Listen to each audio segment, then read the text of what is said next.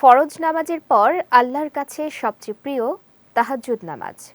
আল্লাহ তাআলা রাসূল সাল্লাল্লাহু আলাইহি ওয়াসাল্লামকে বিশেষভাবে রাতে তাহাজ্জুদ নামাজ পড়ার নির্দেশ দিয়েছিলেন। তাই নবীজি তার জীবদ্দশায় এ নামাজ কখনো ত্যাগ করেননি।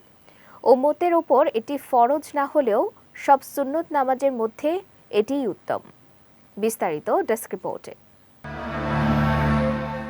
তাহাজ্জুদ নামাজ অত্যন্ত ফজিলতপূর্ণ একটি নামাজ। আবু হুরায়রা রাদিয়াল্লাহু তাআলা আনহু থেকে বর্ণিত, রাসূল সাল্লাল্লাহু আলাইহি ওয়াসাল্লাম বলেছেন, ফরজ নামাজের পর সব নফল নামাজের মধ্যে শ্রেষ্ঠ হলো তাহাজ্জুদ নামাজ তথা রাতের নামাজ। আল্লাহ তাআলা প্রিয় নবী সাল্লাল্লাহু আলাইহি ওয়াসাল্লামকে বিশেষভাবে রাতে তাহাজ্জুদ নামাজ পড়ার নির্দেশ দিয়েছিলেন। মহান আল্লাহ বলেন, হে চাদর আবৃত রাতের নামাজে দাঁড়াও কিছু অংশ ছাড়া। তাহাজ্জুদ অর্থ ঘুম থেকে জাগা, আর তাহাজ্জুদের সময় হলো ইশার নামাজ পড়ে ঘুমিয়ে তারপর অর্ধেক রাতের পর নামাজ আদায় করা। মূলত সুবহে সাদিকের আগ পর্যন্ত তাহাজ্জুদের ওয়াক্ত থাকে। পবিত্র মক্কা ও মদিনায় হারামাইন শরীফাইনে তাহাজ্জুদের সালাতের জন্য আজান দেয়া হয় এবং অতি গুরুত্বের সাথে তা আদায় করা হয়।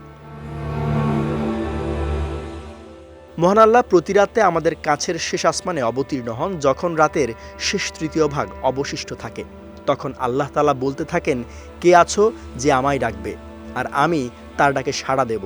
কে আছো যে আমার কাছে কিছু চাইবে, আমি তাকে তা দান করব? কে আছো যে আমার কাছে ক্ষমা চাইবে আর আমি তাকে ক্ষমা করব?